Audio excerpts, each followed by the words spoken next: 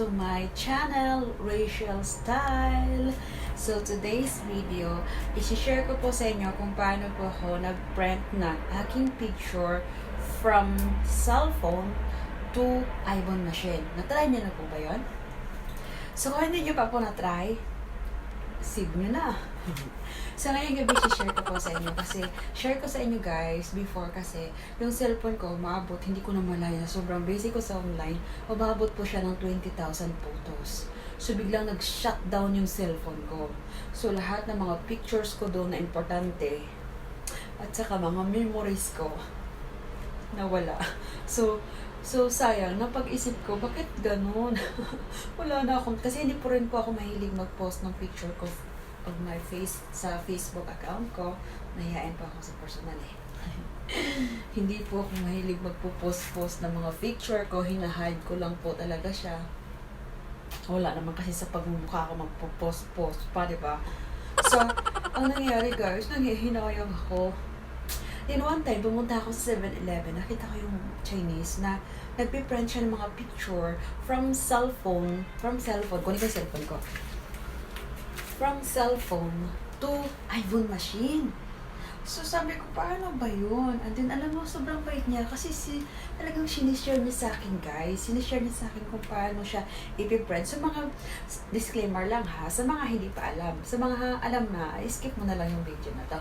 So yung mga hindi pa alam, for example, yung mga memories ko sa picture or sa kung saan ako nagpunta, hindi ko siya masisave.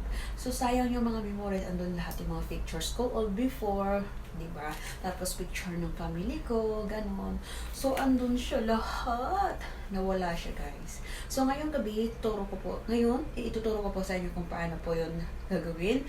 Na from your cellphone, pwede kang mag-print ng picture mo to iPhone machine. On the spot, 1 minute lang, nakuha mo na kagad. May picture akong isa-sample sa inyo.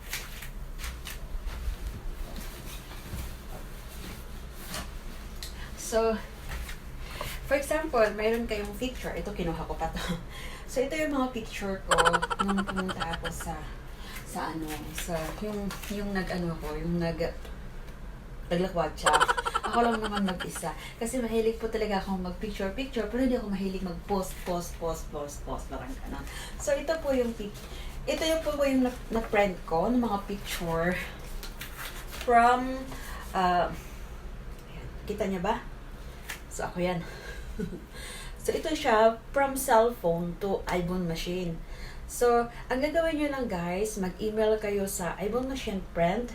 Tapos, mag-re-reflect yan dito, mag-ano yan sa kanila, sa machine nila. Or else, para mas mabilis, add mo sila sa line. Kasi sa line, makikita mo agad doon yung pictures na sisend mo. Tapos, mayroon silang iPhone machine, di ba? So, ilagay mo lang siya sa gilid. Itapat mo siya doon sa screen, doon sa gababa. Alam mo yung may baba doon mo siya itapat. Tapos, magpe-print yun siya. Mamimili ka kung maliit ba siya, half ba, o full body. Ayan. Ito siya, makukuha mo siya kaagad. So, pwede mo na siyang remembrance.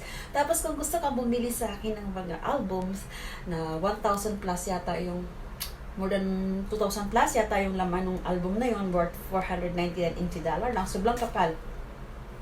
Pwede ka bumili sa akin, tas kolektahin mo yung mga pictures mo. Cheek! Kasi pag nasira yung cellphone mo, or na-erase mo lahat ng laman ng gallery, by memory ka na. By memories. So, wala na, di ba? So, mag-collect ka lang ng mga very important pictures and then print nyo po sa iPhone machine. At sana po, makatulong sa inyo ang video na to. Ito try ko, ibibigay ko po sa inyo kung paano ko po yung ginawa dito. So, abangan nyo po. Thank you! Ito. Click nyo to. Yung, di ba? Click nyo to. Tapos, click nyo itong pang-una, tapos itong QR, i-click mo yan, tapos ilagay nyo yung cellphone nyo dito sa baba na mayroong nakalagay na QR, tapos i-click mo to, lalabas po yung sa picture. Kaso isa lang cellphone ko, hindi ko magagamit siya, so hindi ko mapapakita sa inyo kasi kailangan ilagay dyan eh.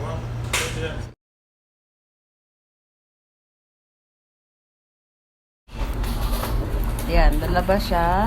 Ito na yung babayaran.